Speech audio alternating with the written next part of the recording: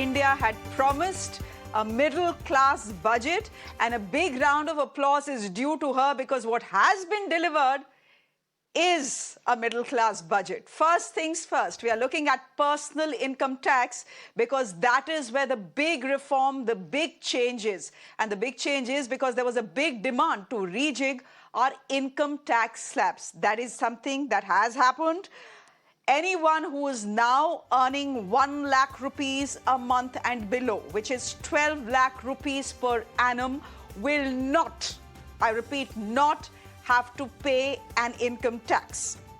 Then the tax slabs have been rejigged between anyone who is earning above 24 lakh rupees will have to continue to pay taxes of 30%. That is something that remains unchanged, but that kicks in only after 24 lakhs. Otherwise, there has been a rejig. Essentially, the finance minister has broken this down, and we'll try and get you more details as well and put that on screen as well. But she says, and this is how she's explained it, anyone who's earning 12 lakh rupees per annum and below will pay zero income tax.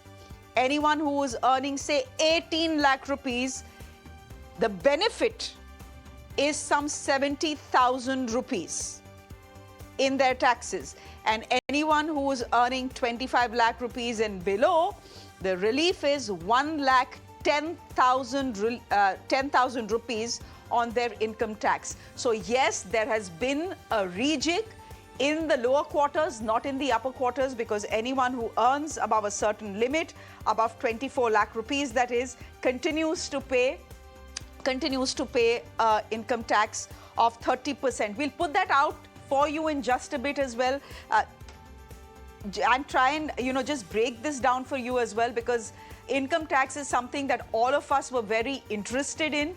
And income tax is something that we were looking forward to as well, as far as, rejig is concerned. Next week is when the income tax bill will be presented on the floor of the House. Prateek Bansal, you're a tax expert, and I think I should come to you first to help us understand what the announcement on income tax actually means. I'll just quickly break it down for our viewers before we can put the graphics on our screens.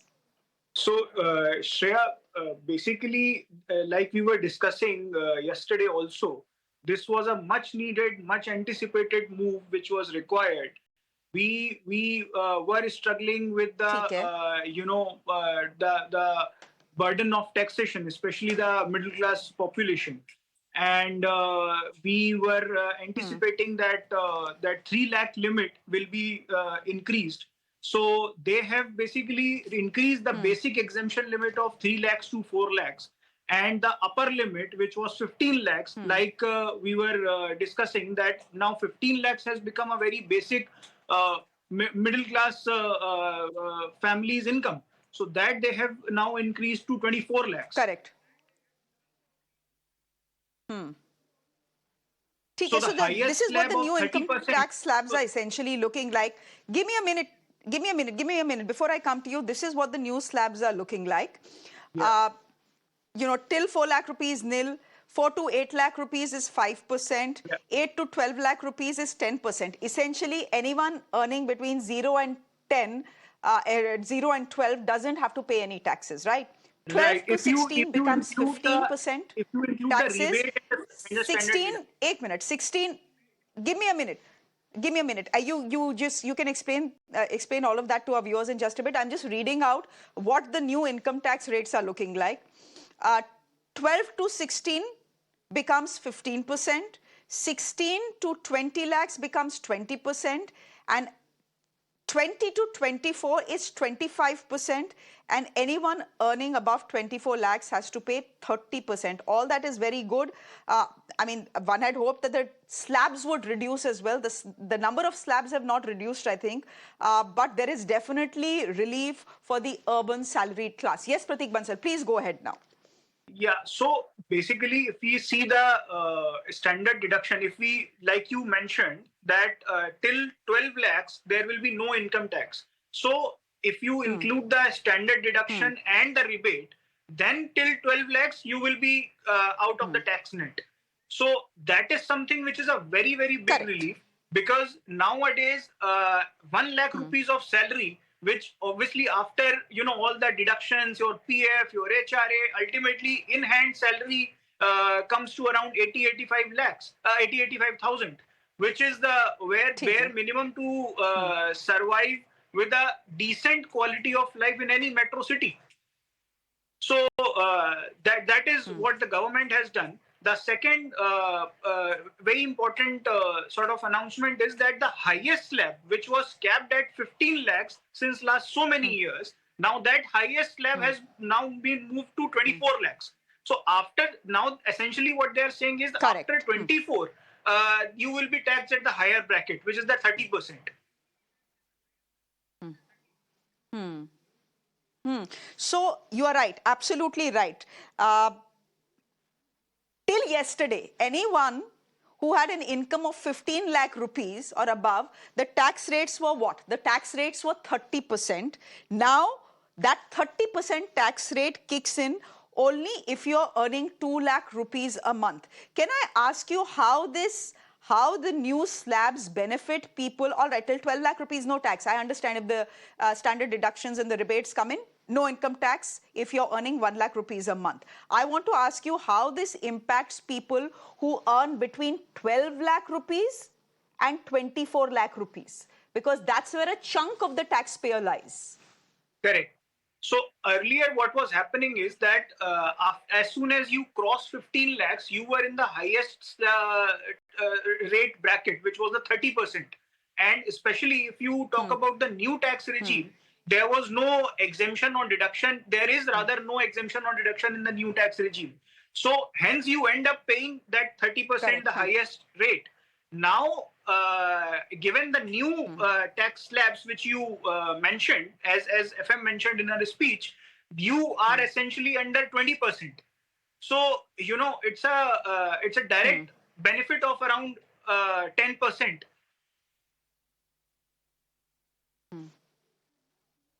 Okay, it's a direct benefit of about 10%. Essentially what the finance minister and the finance ministry also seem to be doing is making the new tax regime sweeter for people who are still sticking to the old tax regime. They have still made it optional. They are still saying if you want to stick to the old tax regime, stick to the old tax regime. But I want to ask you here, I understand, for anyone who is earning 24 lakh rupees and below, Pratik, it makes absolute sense to go to the new tax regime. In fact, 71% people are already in the new tax regime. But can I please ask you, for people who are earning more than 24 lakh rupees, does the old tax regime still make more sense? Does it still save you more money? I think so. I think so, because what will happen is that all the exemptions are there in that old tax regime. So you can claim all the exemptions, etc. Basis which it might become attractive to go under old tax regime. But ultimately, Shreya, that entire computation has to be worked out, because they have not made any changes in the old tax regime. They have not tweaked the tax rates or the tax brackets in the old tax regime. And obviously, like you mentioned, they want to attract more people. That remaining 28%, they also want to move them to that new tax regime. So they want to obviously make the new one more attractive. So that computation needs to be worked out. Okay, so Pratik, essentially, and we'll bank on you to do that math, because the sense is that while the new tax regime works very well for people who are earning up to 12 lakh rupees till yesterday, but now up till 24 lakh rupees, it works very well for them, but not for people who earn more than 24 lakh rupees a year. So we'll still have to do the math. We'll still have to see whether the old tax regime still works for those people, or whether it is prudent now to shift to the new tax regime. The new tax regime, frankly, is simpler to deal with. But if I'm losing money, then I might as well make my life complicated and save some money. Pratik, that is what the Indian middle class thinks. Let me quickly, and if you have any more thoughts on the rejig in the income tax slabs, we'll just come back to you for a bit. But can I quickly get in Pradeep Mahor? Pradeep Mahor, you know, the budget was being promised as a middle class budget, a budget for the middle class in this country. And that, I think, has been delivered, at least as far as these income tax slab changes are concerned. So well done, many congratulations, many cheers. All the memes that we have been seeing for the last 1 week, they have essentially flopped. Congratulations to everybody, to you and every Indian, every taxpayer. ठीक है, तो बताइए budget में सबसे अच्छा क्या लगा आपको? What is, you know, there was a lot of focus on Bihar. We understand the focus on Bihar was because there was the election. There were some very good announcements made as far as healthcare is concerned. Cancer daycare centers, for example, in all district hospitals. 10,000 more medical seats. All these are good announcements for 36 drugs, which are life-saving drugs, which are critical drugs. There is no custom duty on that. So there was some good announcements on that as well. But for you, what has been the biggest takeaway, Mr. Mahwar? The biggest takeaway of this budget is now countries shifting gears towards from just make in India. They are moving towards make for India and make for the world. Now, what you see is the special announcements have been made for toys sector, shoes sector, right? Even makhana sector. So whatever we were manufacturing earlier, our focus was to manufacture so that we can at least become capable, so that whatever we consume, we can manufacture that. Now the focus is on the exports. So that is why more focus has been given to the goods that we are manufacturing. We are capable of doing better over there, and that capability has to be enhanced so that we are able to export and we are able to meet the global standards. This is the focus of this budget. So make for India and make for the world is the focus. Definitely, our major attraction of the people is going to be 12% tax slabs and all. But overall, what we see, because this year, what I was expecting that the budgetary this capital expenditure capex is going to decline a bit, but the decline is very low. 10.8% of total budget, 10.8 lakh crore of total infrastructure capital investment from the government side is good enough to boost the economy. It might take the GDP towards 7%. This was the goal actually. So we are moving towards that, and we can see some better future where India becomes an exporting country. Okay, can I just quickly get in the Economist on the show as well? And I'm just going to put my focus over the next 10-15 minutes on income tax, the rejig that we are seeing, and what this means for the middle class in this country. Dr. Suyash Bhatt is an economist, director at AFTI, joining us on the broadcast. Professor Nilanjan Banik is a senior economist joining us as well. Thank you very much. Dr. Bhatt, let me come to you first. I want to ask you what you make of the announcements, especially as far as personal income tax is concerned. What is your big takeaway as far as that is concerned? The government is saying, look, we are going to lose 1 lakh crore rupees by making these interventions and rejigs in the tax slabs, in the personal income tax slabs. I understand that the money, there will be some money that will be lost for the government, but the government has many other ways to collect taxes and make money. But Dr. Bhatt, for you, what is the big takeaway as far as personal income tax is concerned? No, I think, I mean, broadly from a policy perspective, if you were to see even the economic report that came yesterday, there is a, if you understand the import growth that is happening in the economy is close to 6%, whereas the export growth is 3%. And this, and also the GDP numbers are from 6.3 to 6.8. Whereas if you want to become a Viksit Bharat, you need around 10% kind of growth rate. So where is all this going to come from? So that's where this internal consumption story is very important. And I think this rejig that has been done in income tax will really go a long way, because when you say that up to 12 lakh, there's no income tax, you're really giving that money in the hand of the people to go out and spend. And the changes that are made, I think this will be seen in the grassroots level, and you will see demand picking up. And the slowdown that you're seeing. So, I mean, the government also revised down the GDP rate from 7+% to below 7%. So, I mean, they know that there is a slowdown happening. This is not due to structural reason or according to me, I mean, as mentioned in the economic survey, that it is due to elections and all those things. I think there is an inherent slowdown that is happening globally due to all these uncertainty.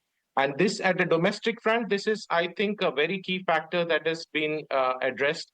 Though there'll be a revenue loss, but as you can see, last year there was a stellar income tax growth that the government had seen to 20%.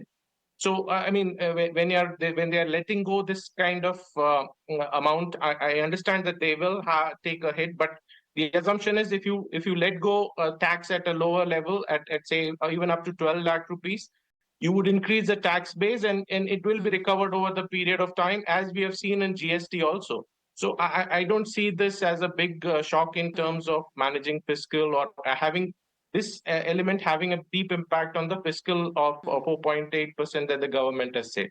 So Okay. I feel from a domestic consumption perspective, So this is a master stroke that they have come up with.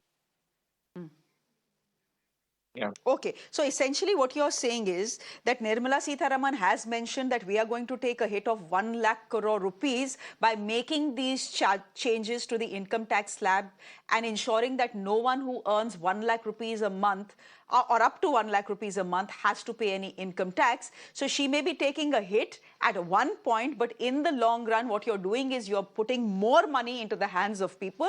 They go, they spend more, and that's good for the economy. The money circulates. I understand that. But Professor Nilanjan Banik, what about people who earn more than 24 lakh rupees? I understand that from 15 lakh rupees, you have gone up to 24 lakh rupees as far as the 30% slab is concerned. So that is a very good thing. But The number of 24 lakh taxpayers. pay, should we be paying 30% tax? Yeah, so in a way, all of us are paying tax, the indirect tax. Now, you have said it very nicely, because what is happening is, even if you're reducing the tax rate up to 24 lakhs, that is going to lead to is a direct impact on consumption. Because earlier what was happening was the government was spending money, and the assumption was, because government is spending money, that money is ending up as income for someone else. So this concept is called multiplier effect. And the government was hoping, because of spending on capital expenditure and things like that, that will eventually lead to increase in consumption. But if you look into the last few quarters Correct. data, you will find that the consumption was slowing down. So in that way, I think the government did the right thing of cutting down the tax. And in fact, in economics, there is a concept called Laffer curve. What the Laffer curve is basically showing, and this is backed by the data, what it is telling you is, if you reduce the tax, then the tax revenue actually increases. Why? Because you have now more number of people paying tax. So ultimately, revenue is price times quantity, right? So in case you are reducing the tax, and if more and more number of people are actually paying the tax, ultimately this 1 lakh crore, what finance minister is commenting, in the long run, over the next 2 or 3 years, you will find that in fact, the government is gaining more, because more people are spending on account of GST or indirect tax, and also because more and more number of people are actually paying tax.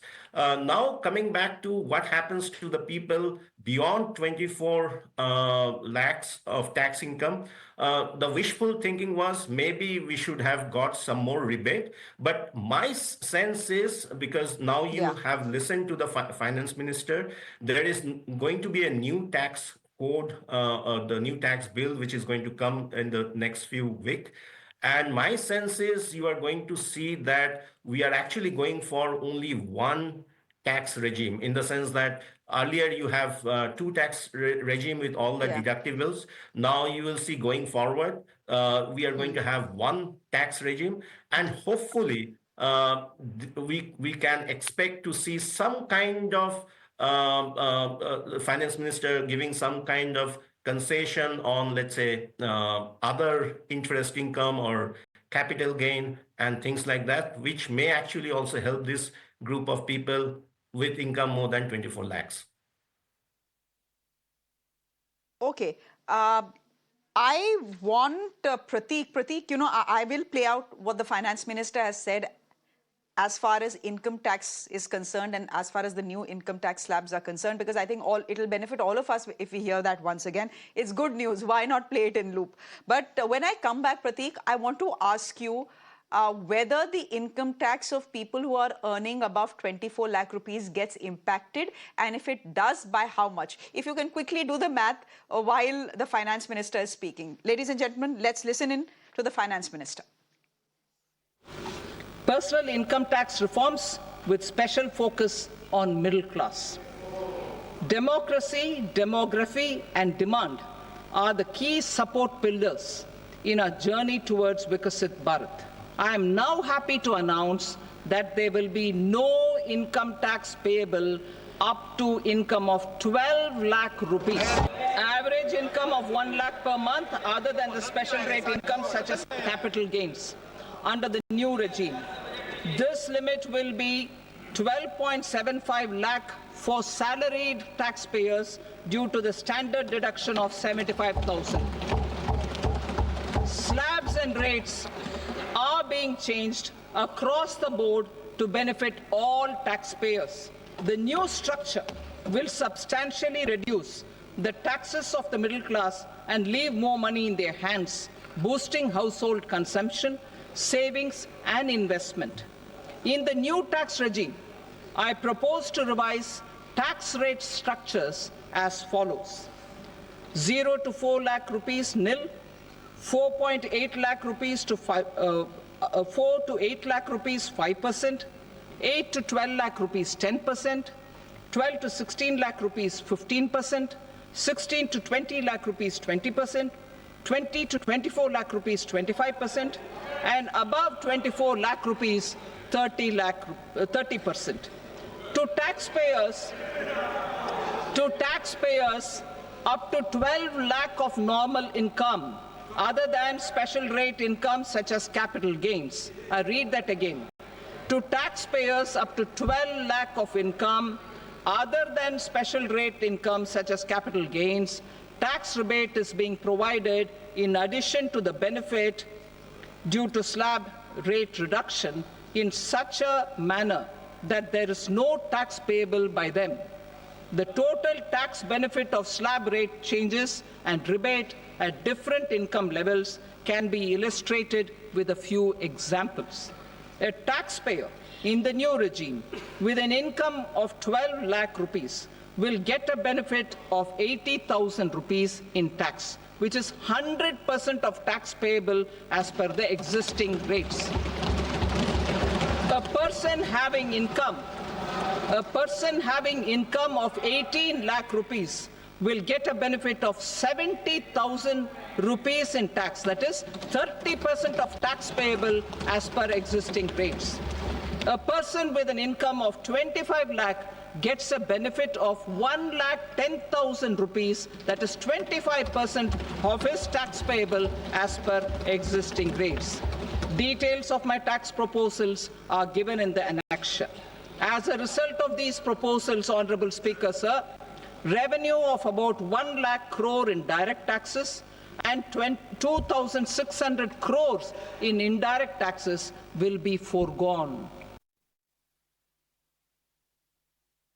Okay, Prateek Bansal, how does this benefit, because she's spoken about the fact that till 12 lakh rupees, zero tax. If you're paying 18 lakh rupees, the benefit that you get from the revised regime is 70,000, which is 30% of the tax you pay. And at 25 lakhs, you get a relief of 1,10,000. What about those who are earning, say, more than 24 lakhs a year? Someone who's, say, earning 30 lakhs a year or 40 lakhs a year. What is the benefit, if at all? So, Shreya, there is definitely benefit which is going to flow to everybody who is even earning higher than 24 lakhs.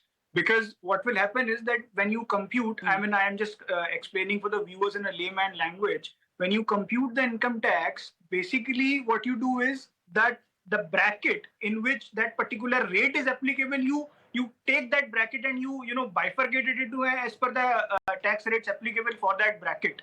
Okay.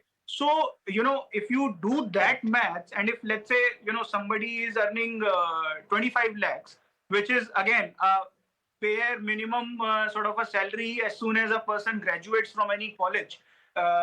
So, you now under the new tax regime, you will end up paying around 2.5 to 2.7 lakhs of tax. So, as contrary to the previous regime, wherein from 15 lakh onwards, you are under 30% bracket. So, FM is right when she's saying that there is an impact of around, 1 lakh, 10,000 something. So definitely benefit is going to flow to that category which we are talking about, which is now, I think, as per the inflation and the inflation and the market conditions, that category has now fallen within the definition of middle class. There is a huge debate in this country on what the middle class is, who the middle class is. And, there is no standard definition, Prateek. But the way we look at it is anyone who is earning 1 lakh rupees and above qualifies as middle class. So you're telling me that even if someone is earning anywhere between 24 lakhs and say 60 lakhs, which is, the highest tax bracket, 30%, even they get to benefit because the first 12 lakhs of their salary will not be taxed, right? That's what you're telling me. Precisely. So the benefit will flow. Two things. One, the 12 lakhs will be out of the net. Secondly, the rates and the brackets will also revise. Earlier, from 15 lakhs onwards, you were under 30%. Now, from 24 onwards, you are under 30%. So, cascading, by way of cascading effect, that benefit will definitely flow, even if you are at 60 lakhs or 70 lakhs or 1 crore also. Okay.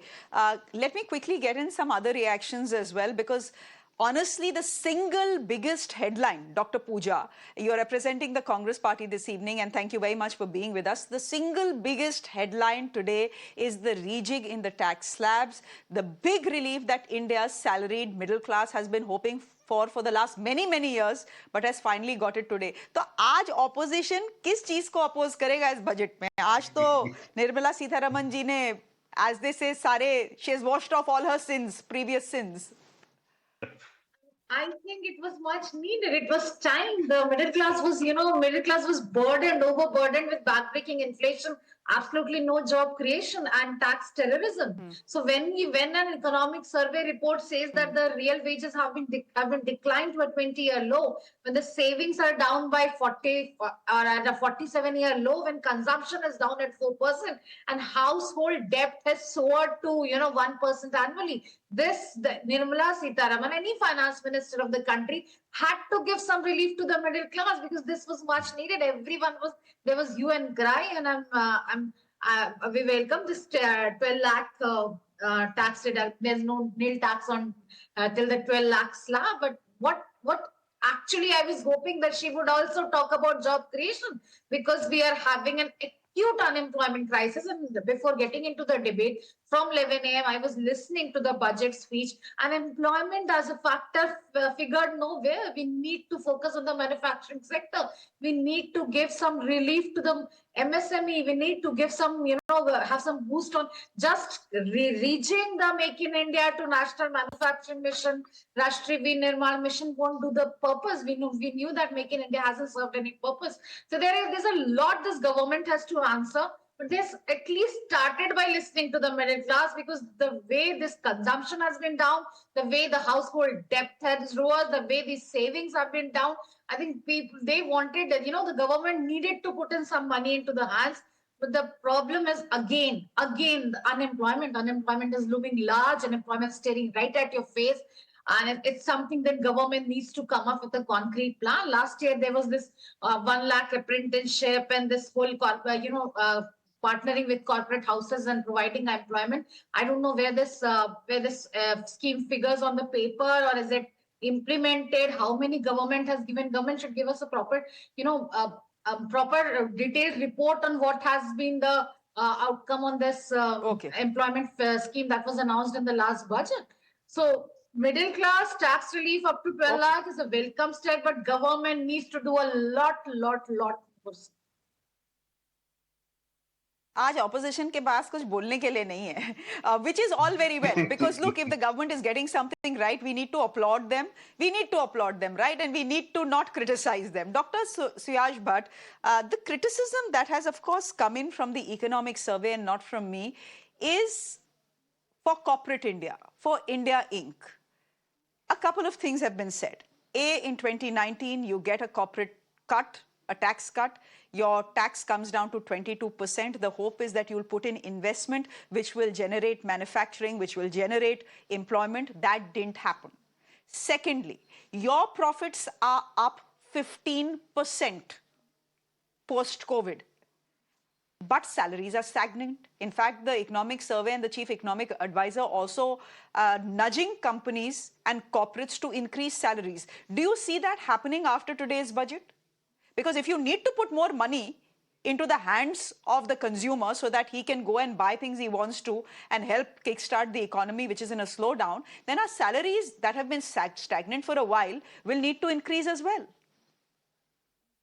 True, that's very true. In fact, yesterday when I was just going through the document, it's really unique from the government side to actually pick on corporate India on this. And if you see the report, you would find that last 10 years, I mean, if you see the rise in pay of a CEO, where we're asking people to work for 80 hours, 70 hours, an average CEO pay has increased from 66 lakh to 66 crores in last 10 years, whereas an average, I'm talking about the IT sector, and an average IT new fresh comer who's joining is income is from 3.4 to 4 lakh has increased to just 5 lakh to 5 lakh 40,000. So, you just see 1 lakh rise in the base employee who's joining at the bottom. And whereas the top CEOs' payments have jumped remarkably. So that's also a post-pot shot that the government has taken at the companies, trying to figure out, the pay structure has to be more democratized. And at the lower level, you need people to be paid better. Otherwise, there's no incentive for these people to get into these sectors. So it's a very interesting, way at which the government had looked at it. And this, I think, when you again when you link the income tax base and even if the corporate India listens to this, I think in general, I think people who are in the IT sector or any other sector they are working at the lower end, if they get benefit of these rise in salary and if they do go through the economic survey, I'm sure that they would be very happy to receive the extra income because the government is not sitting to actually take away a part of the kitty which gets increased.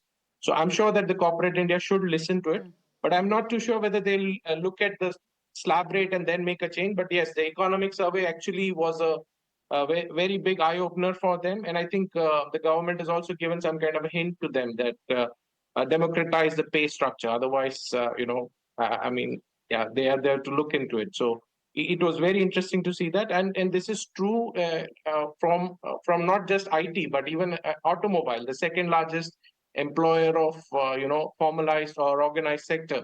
So you would see that even in the manufacturing sector, this has to be implemented.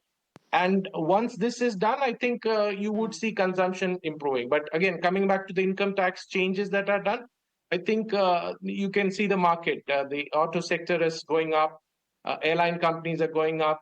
Your tourism companies are going up. So there's an immediate, the consumption story is playing out. All the FMCG sector, real estate. So this is something like a sweet spot. And I think they have figured out that if they really want to keep the engines of economy growing, you need to give money back to people so that the consumption story is intact. Because in the global market, I think in next 1 or 2 quarters, you'll find a lot of headwinds due to what's happening in US and other places. So the only way you can save your economy from all these headwinds is, go look inward and boost the consumption story at the domestic level. And that's what I think the government has done.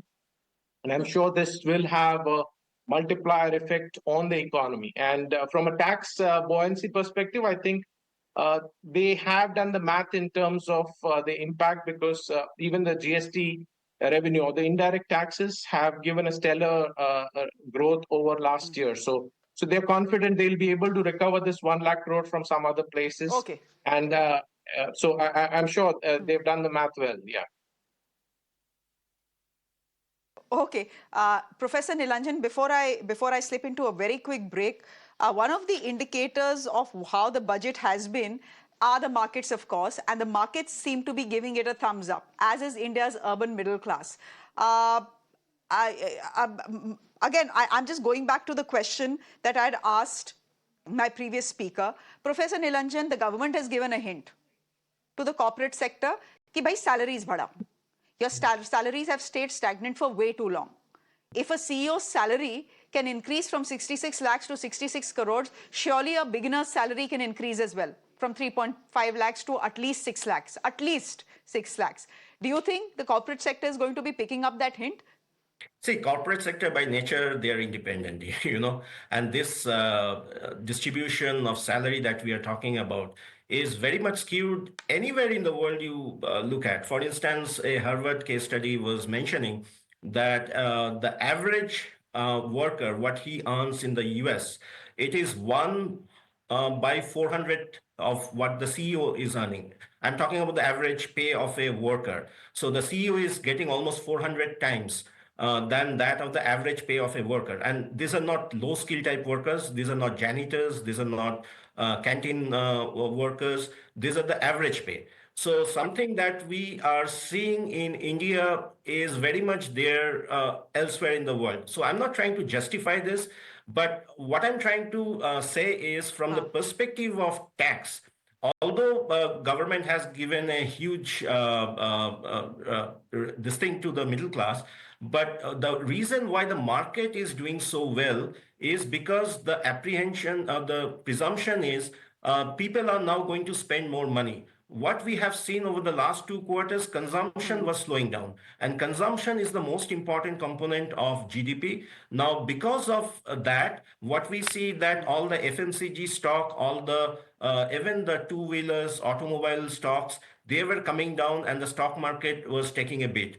Now, because of this good thing that the consumption may increase, you can see some of the corporate sectors, they can feel that their profitability is going to increase. And hopefully, going forward, some portion of that will be passed on to the salaried employee. If you also see over the last few years, in particular post-COVID, there are instances where the IT sector's people are, their salary has seen an increase. And it's a purely demand supply condition, because when you have an excess supply of low skill type of work, the market will pan out in a way that even if you want to increase the salary, there will be majority of the other corporates, they are not going to increase the salary. So when we are seeing the increment in salary, these are happening for the high skill type of workers.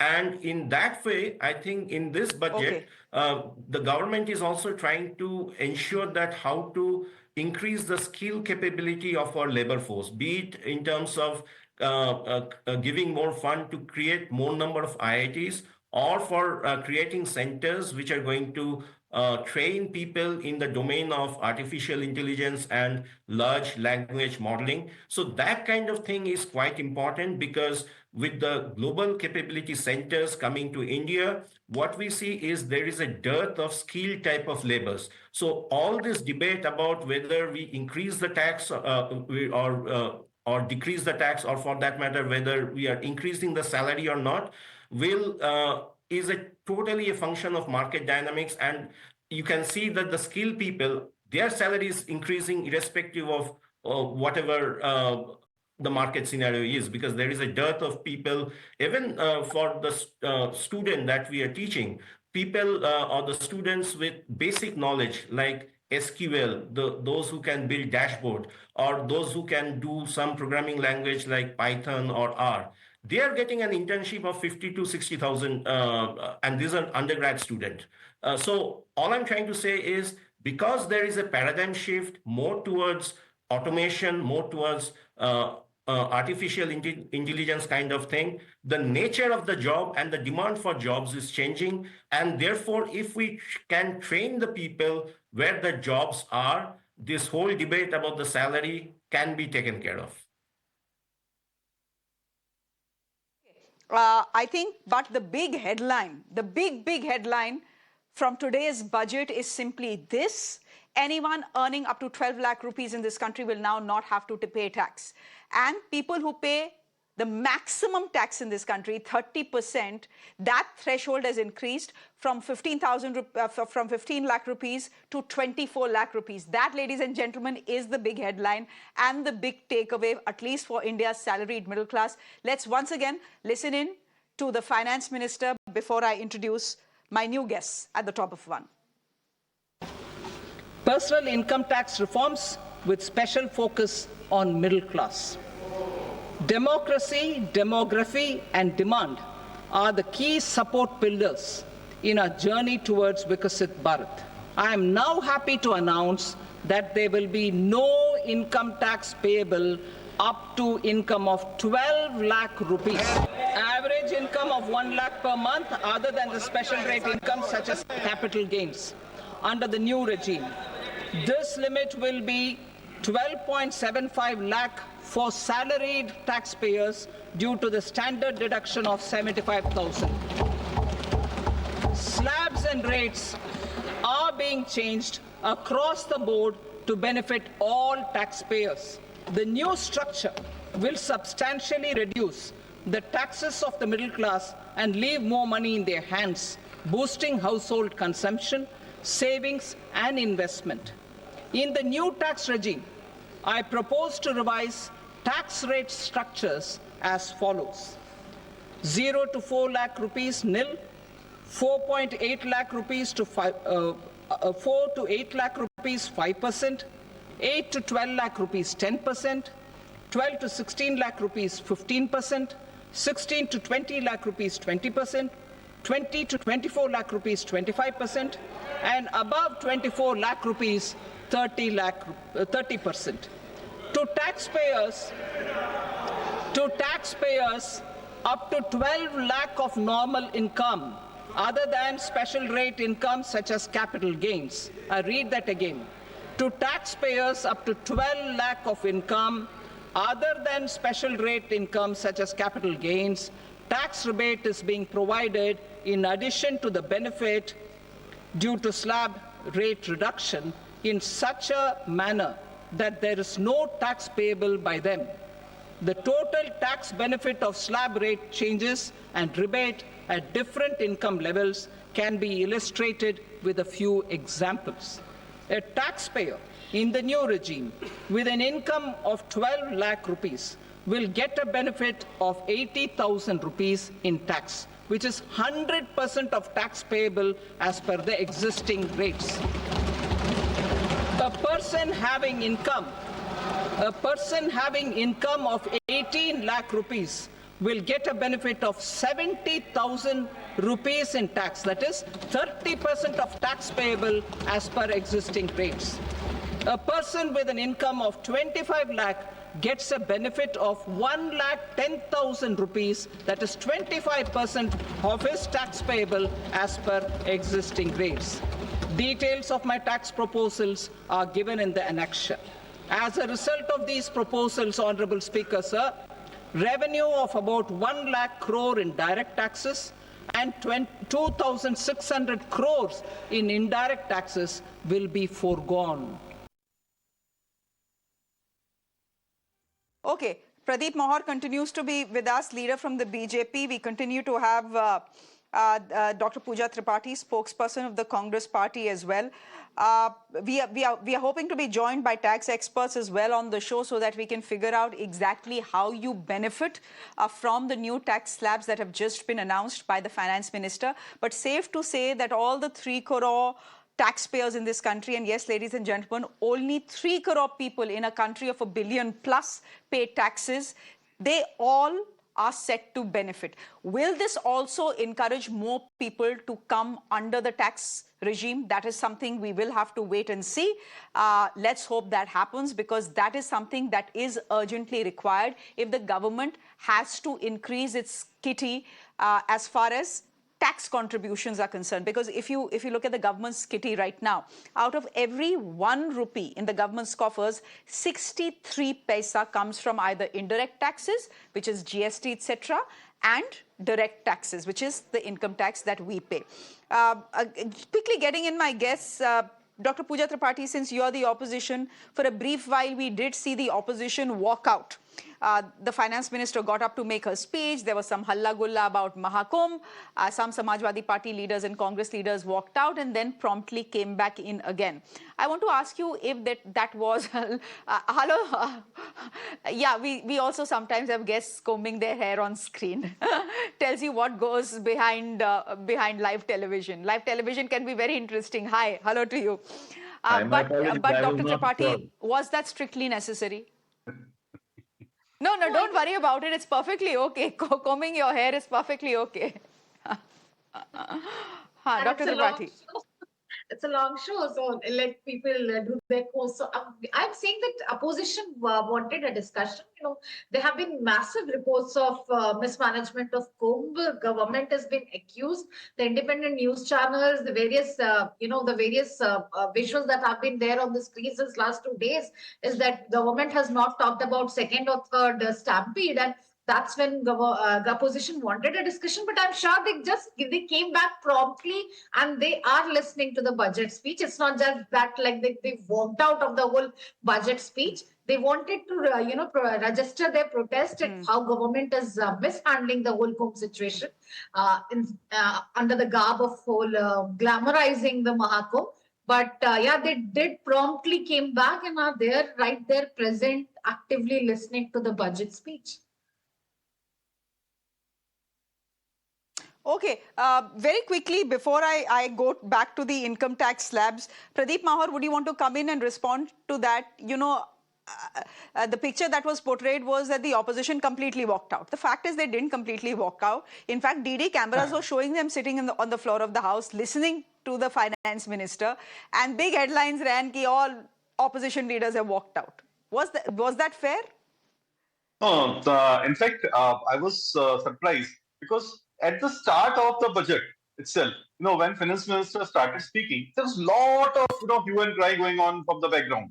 I was surprised. I mean, either they are ready to listen to the budget or not. And what I saw that they started walking out, and something happened. I don't know what. That opposition can tell you more better. Something happened, and then they finally decided that we are going to sit and look at the budget. What happens there in the budget? So it was some kind of a confusion from the opposition side. There was, I think, a lack of decision making. Some people decided to walk out, while others conferred that they want to listen to the budget. So that is how, when they realized that there is some kind of confusion, they finally decided to come in and sit there and listen to the budget. This is what I personally feel. But Mr. Mahar, point is.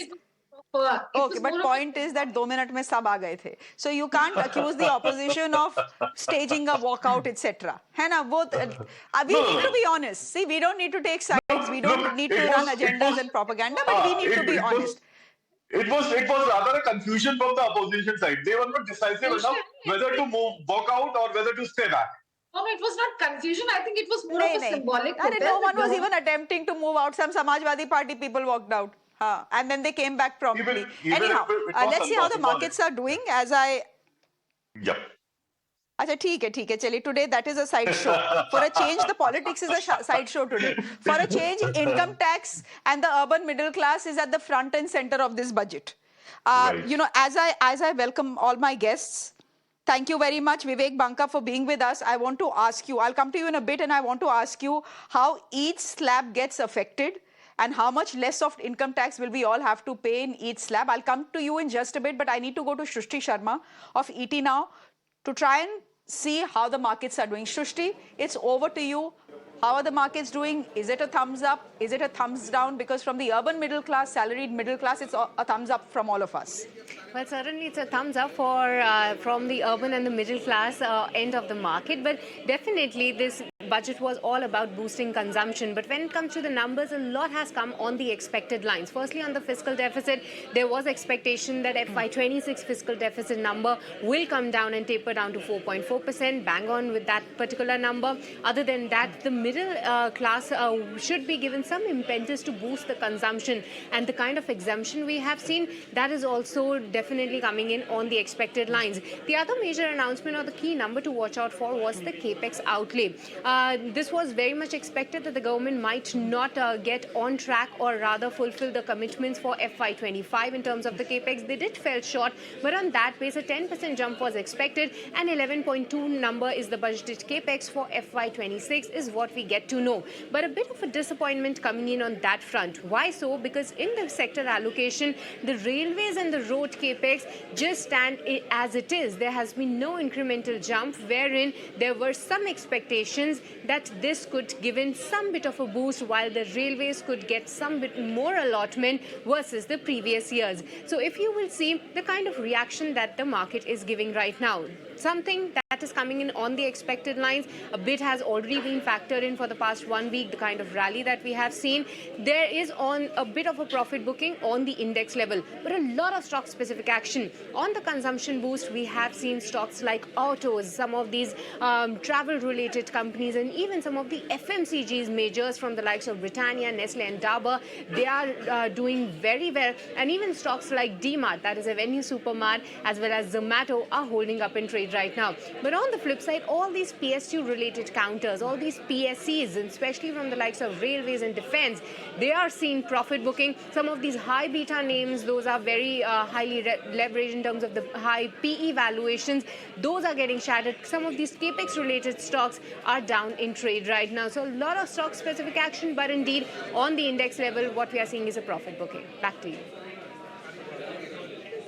Okay, Shrishti, thank you very much for joining us. We'll come back to you in just a bit once again to see if the markets have changed their mind. Vivek Banka, you're a financial expert. You're joining us on the broadcast. Thank you very much. Our focus, our interest, honestly and solely, is on personal income tax and how the rates have changed. I want to ask you this. We all understand that it is going to benefit every taxpayer in this country. The question is, by how much? Now, the finance minister has given us some numbers. The finance minister has told us, 12 lakh rupees tak you don't have to pay any income tax. So essentially, if you're earning 1 lakh rupees a month, no income tax for you. If you're earning 18 lakh rupees per annum, the benefit you get is 70,000 rupees. And if you're earning 25 lakh rupees, the benefit you get is 1,10,000 rupees. I want to understand if you can give us some or share with us some more granular details, about what the revised tax slab structure means for all of us.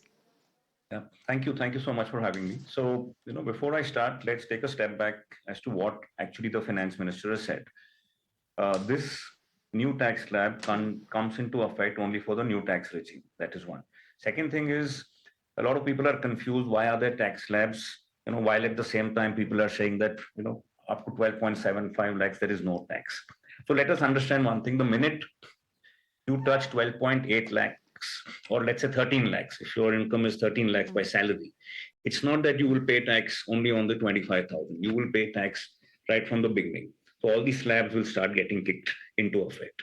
So the tax that you will pay if you earn 13 lakhs will be 63,750 rupees, which is essentially a culmination of all the taxes. Between 4 to 8 lakhs, you pay 5%. Between 8 to 12 lakhs, you pay 10%. 12 to 12.75 lakhs, there is a standard deduction. And then from 12.75 lakhs, the additional 25,000, you pay a 15% tax. So it's like a level where the minute you touch 12.75 and more, you get applicable taxes from inception, which is from 4 lakhs onwards. That is one. Second thing is capital gains and other incomes, which is non-salaried incomes, are not part of this. So tomorrow, let's say if in the year 2025-26, you don't have any salary income, but you've got capital gains of 10 lakhs. That 10 lakhs of capital gains will be taxed as per the other slab. That will not be part of the exemption. Any other windfall income, other incomes that you get will not be part of this exemption that you get. So that is something that we need to keep in mind. Needless to say, it is a great move for the salaried class, which has been asking for, some windfall over the last many, many years, only to be disappointed.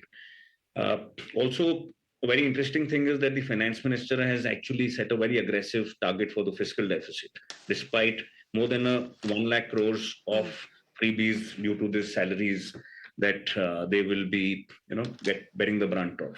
So we need to see the fine print, because the finance minister in the past few years has been known to put a few things on the fine print. So I would still wait for the fine print to completely go gaga about the budget right now. But as of now, it looks like a great thing. If I speak about the markets a little bit, there are global turmoils, etc. But because of this, I think the post-pandemic demand, which was slightly ebbing off over the last 2-3 quarters, I think that will come back again.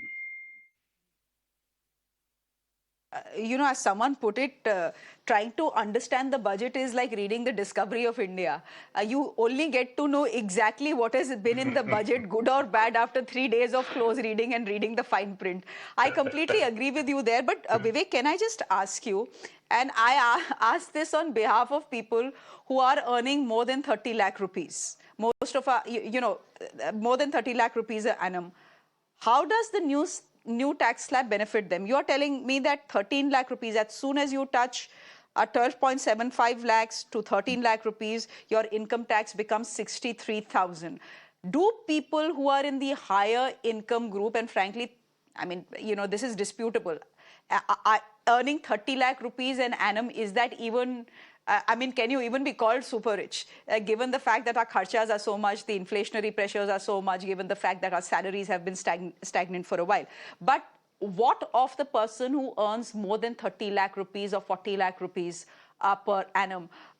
Do benefits kick in for that salaried individual as well? And if yes, then by how much? So I don't have the exact math in terms of how much it will be, but if you see the highest tax slab, which is the 30% tax slab, that's also been inched up to greater than 24 lakhs now. Plus also the benefit of the earlier tax slabs. So as people should know that the tax structure in India is incremental. So the minute you touch, so if you earning 10 lakhs, you would pay a different tax slab for the 4 to 8 lakh income, different for 8 to 10 lakh, and so on and so forth. So the fact that even the lower tax slabs have been widened and reduced in terms of taxation, each person across the tax spectrum will save some money. In fact, very ironically, the higher tax slabs will save more money, because the highest tax slab of 30 lakhs, of 30% has been moved up from currently, I think, 18 lakhs or something to 24 lakhs now. I'm sorry, 15, I don't know the existing number, lakhs. But 15 to 24. 15 to 24. So that immediately is a saving of 9 lakhs into 30%. So that's a large saving that people get. And which is why I say that it is something which everybody will benefit.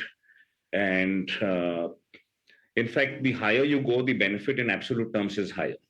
And also indirectly, people will benefit, because the larger guys who are salaried and make incomes of 30 lakhs, 40 lakhs, etc., they invest into the stock markets, etc., which I think should bear better fruit over the next few years, which was being touted as being a bad year, 2025. But I think this is a big event which will spur demand.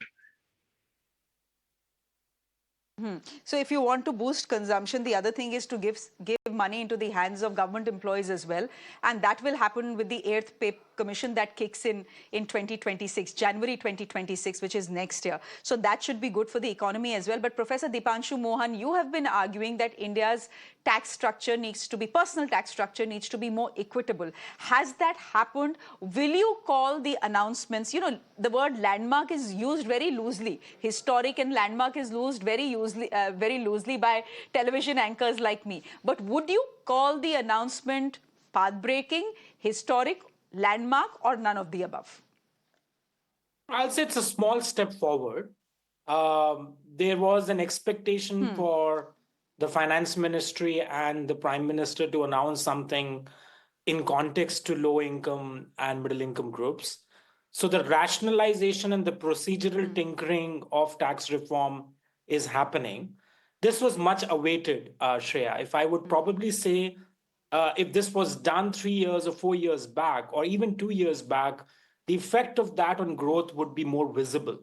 So what you're expecting now to happen, assuming inflation holds, which has been a challenge for the government over the last few years, if inflation stays, housing prices, a lot of those stay under proportionate control, you'd expect the effect of this on urban consumption to take place at least in the next 24 to 26 months.